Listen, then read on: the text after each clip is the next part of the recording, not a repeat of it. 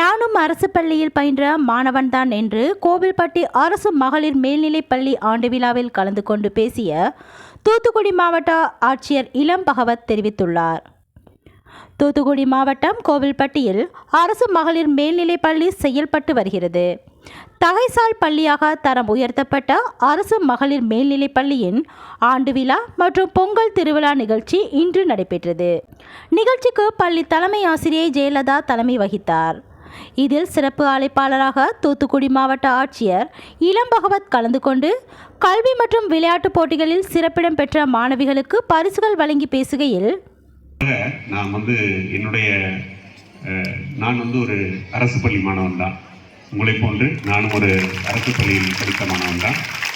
நீங்கள் எவ்வாறு இங்கு ஒரு தகைசால் பள்ளி என்ற ஒரு பள்ளி, அதாவது ஒரு ஸ்கூல் ஆஃப் எக்ஸலன்ஸ் சொல்லக்கூடிய ஒரு தகைசால் பள்ளியில் நீங்கள் படிக்கிறீர்களோ, அதே போன்று எனது பள்ளியும் இப்பொழுது ஒரு தகைசால் பள்ளியாக இருக்கிறது.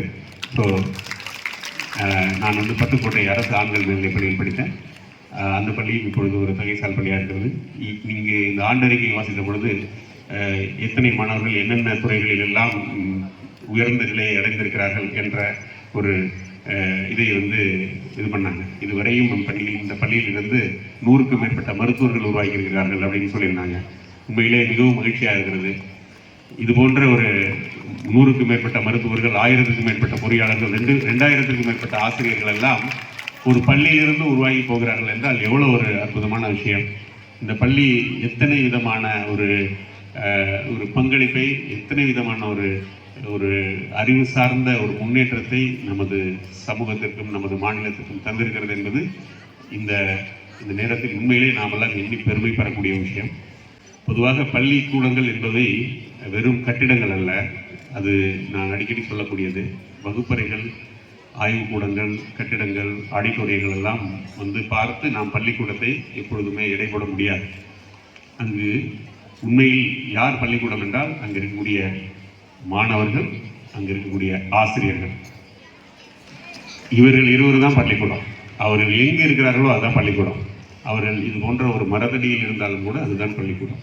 உண்மையில் நமது அரசு பள்ளிகளினுடைய உட்கட்டமைப்பு வசதிகளை பொறுத்து நாம் அரசு பள்ளிகளை தரப்படுத்துவதை விட அவர்களினுடைய கற்பித்தல் திறன், கற்றல் திறனை வைத்துதான் நிச்சயமாக அரசு பள்ளிகளை அனைத்தையும் மதிப்பிட வேண்டும் என்பது எனது கருத்து. குறிப்பாக நமது ஆசிரியர்களும் மாணவர்களும் அவர்களுக்கு இடையே நடக்கக்கூடிய கற்பித்தலும், அவர்களுக்கு இடையே நடக்கக்கூடிய உரையாடல் பரிமாற்றங்களும் தான் ஒரு பள்ளியினுடைய தரத்தை உண்மையாக எடுத்துச் சொல்ல முடியும். ஆனால் அந்த உரையாடல்களும் பரிமாற்றங்களும் நம்மால் பார்க்க இயலாது, கண்ணுக்கு தெரியாது. அதனால நம்ம இயல்பாக எப்போ பார்க்குறோம்னாலும் பள்ளிகளை நாம் கட்டிடங்களை வைத்து மதிப்பிடுறோம். இது ஒரு சிறந்த கட்டிடமாக இருக்குது, நல்ல இதாக இருக்குது, பளபளன்னு இருக்குது அப்படின்லாம் நினச்சி மதிப்பிடுறோம். உண்மையாக அப்படி இருக்க தேவையே இல்லை. அப்படி இருக்கணும்னு அது ஒரு விஷயம்தான் தவிர, அது ஒரு கூடுதலான ஒரு பலன்தானே தவிர மற்றபடி அது கட்டிடங்கள் பள்ளியினுடைய மாணவர்களுடைய கல்வி தரத்தை உடனடியாக முன்னேற்றி விடுமா அப்படின்னா அது ஒரு இரண்டாம் பட்சமான ஒரு விஷயம்தான்.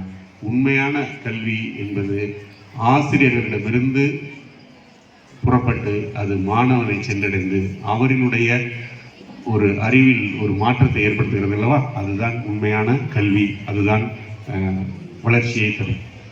எனவே நாம் எத்தனை விதமான பழைய ஒரு கட்டிடத்தில் அமர்ந்திருந்தாலும் ஒரு சிறந்த ஆசிரியர் ஒரு இடத்தில் இருந்து கற்பித்தால் அந்த வகுப்பறையே மிகச்சிறந்த வகுப்பறை, அந்த பள்ளியே மிகச்சிறந்த பள்ளி. இன்டர்நேஷனல் ஸ்டாண்டர்டில் இருக்கக்கூடிய பள்ளி என்றால் இன்டர்நேஷனல் ஸ்டாண்டர்டில் என்ன கற்பித்தலை செயல்படுத்துகிறார்களோ அதையெல்லாம் சொல்லித்தரக்கூடிய பள்ளி தான் பள்ளியை தவிர, இன்டர்நேஷனல் ஸ்டாண்டர்டில் இருக்கக்கூடிய டைல்ஸ் அண்டு கிரானைட்ஸ் பதிக்கப்பட்டு இருக்கக்கூடிய ஒரு பள்ளி ஒரு இன்டர்நேஷனல் பள்ளி என்று என்னால் கருத முடியாது.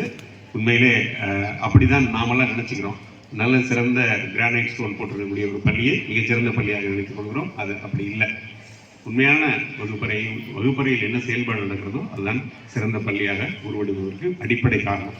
எனவே இது போன்ற ஒரு நல்ல வகுப்பறை சூழலையும் சிறந்த கற்பித்தல் நடைமுறைகளையும் நமது மாணவர்களுக்கு கொடுத்து வரக்கூடிய நம் ஆசிரியர்களை நான் இந்த நேரத்தில் ஒரு மனதார பாராட்டுகிறேன்.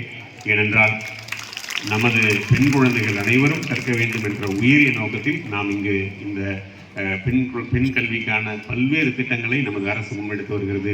பெண் குழந்தைகள் அனைவரும் வந்து உயர்கல்வி பயில வேண்டும் என்று புதுமை பெண் திட்டத்தை அறிமுகப்படுத்தியிருக்கிறது. அந்த புதுமை பெண் திட்டத்தில் மட்டுமே வரக்கூடிய உதவித்தொகையை வைத்து முற்றிலும் முழு கல்வியையும் முடிக்கக்கூடிய கல்லூரி மாணவிகள் நாம் இப்பொழுது பார்த்திருக்கிறோம். சமீபத்தில் நமது மாவட்டத்திற்கு வருகின்ற மாண்புமிகு முதல்வர் அவர்கள் அவர்களுடைய அந்த விழாவில் நிறைய பெண்கள், நிறைய குழந்தைகள் அற்புதமான தனது அனுபவ பகிர்வை பகிர்ந்து கொண்டார்கள். அவர்கள் எல்லாம் வீட்டிலிருந்து ஒரு பைசா கூட செலவில்லாமல் நமது முதல்வர் அவர்கள் வழங்கக்கூடிய புதுமை பெண் திட்டத்தினுடைய தொகையை மட்டுமே வைத்து உயர்கல்வி முழுதையும் படிக்க முடியும் என்பதை நிரூபித்திருக்கிறார்கள். எனவே நீங்கள் எல்லாம் இங்கிருந்து அடுத்த இடத்துக்கு போவதற்கான அனைத்து வசதிகளையும் நமது அரசே ஏற்படுத்தி வைத்திருக்கிறது.